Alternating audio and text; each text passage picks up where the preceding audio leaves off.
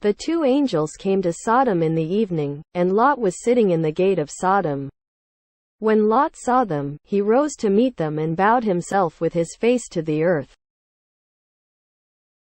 and said, "My lords, please turn aside to your servant's house and spend the night and wash your feet. Then you may rise up early and go on your way." They said, "No, we will spend the night in the town square." But he pressed them strongly, so they turned aside to him and entered his house. And he made them a feast and baked unleavened bread, and they ate. But before they lay down, the men of the city, the men of Sodom, both young and old, all the people to the last man, surrounded the house. And they called to Lot, "Where are the men who came to you tonight? Bring them out to us, that we may know them." Lot went out to the men at the entrance, shut the door after him, and said, "I beg you, my brothers, do not act so wickedly. Behold, I have 2 daughters who have not known any man. Let me bring them out to you, and do to them as you please. Only do nothing to these men, for they have come under the shelter of my roof." But they said, "Stand back." And they said, "This fellow came to sojourn, and he has become the judge. Now we will deal worse with you than with them." Then they pressed hard against the man Lot, and drew near to break the door down. But the men reached out their hands and brought Lot into the house with them and shut the door. And they struck with blindness the men who were at the entrance of the house, both small and great, so that they wore themselves out groping for the door. Then the men said to Lot, "Have you anyone else here? Sons-in-law, sons, daughters, or anyone you have in the city, bring them out of the place. For we are about to destroy this place, because the outcry against its people has become great before the Lord, and the Lord has sent us to destroy it." So Lot went out and said to his sons-in-law, who were to marry his daughters, "Up! Get out of this place, for the Lord is about to destroy the city."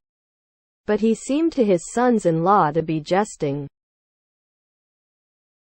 As morning dawned, the angels urged Lot, saying, "Up! Take your wife and your 2 daughters who are here, lest you be swept away in the punishment of the city."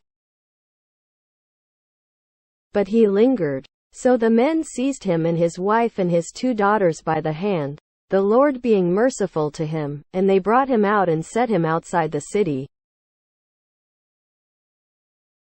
And as they brought them out, one said, "Escape for your life. Do not look back or stop anywhere in the valley. Escape to the hills, lest you be swept away."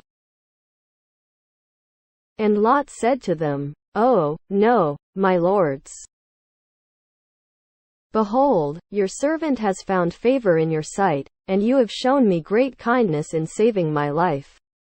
But I cannot escape to the hills, lest the disaster overtake me and I die. Behold, this city is near enough to flee to, and it is a little one. Let me escape there, is it not a little one? And my life will be saved." He said to him, "Behold, I grant you this favor also, that I will not overthrow the city of which you have spoken. Escape there quickly, for I can do nothing till you arrive there." Therefore the name of the city was called Zor.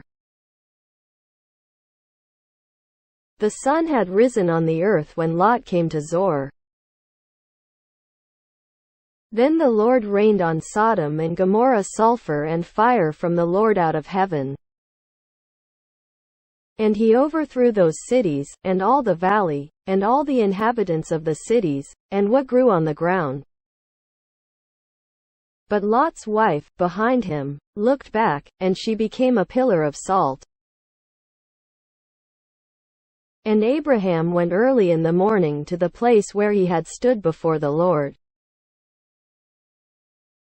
And he looked down toward Sodom and Gomorrah and toward all the land of the valley. And he looked and, behold, the smoke of the land went up like the smoke of a furnace. So it was that, when God destroyed the cities of the valley, God remembered Abraham and sent Lot out of the midst of the overthrow when he overthrew the cities in which Lot had lived. Now Lot went up out of Zoar and lived in the hills with his 2 daughters, for he was afraid to live in Zoar. So he lived in a cave with his 2 daughters. And the firstborn said to the younger, Our father is old, and there is not a man on earth to come into us after the manner of all the earth. Come, let us make our father drink wine, and we will lie with him, that we may preserve offspring from our father. So they made their father drink wine that night. And the firstborn went in and lay with her father. He did not know when she lay down or when she arose. The next day, the firstborn said to the younger, Behold, I lay last night with my father. Let us make him drink wine tonight also. Then you go in and lie with him, that we may preserve offspring from our father. So they made their father drink wine that night also.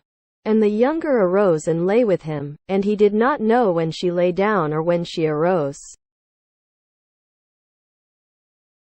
Thus both the daughters of Lot became pregnant by their father.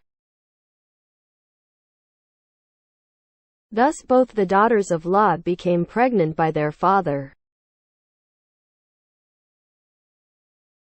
The firstborn bore a son and called his name Moab. He is the father of the Moabites to this day.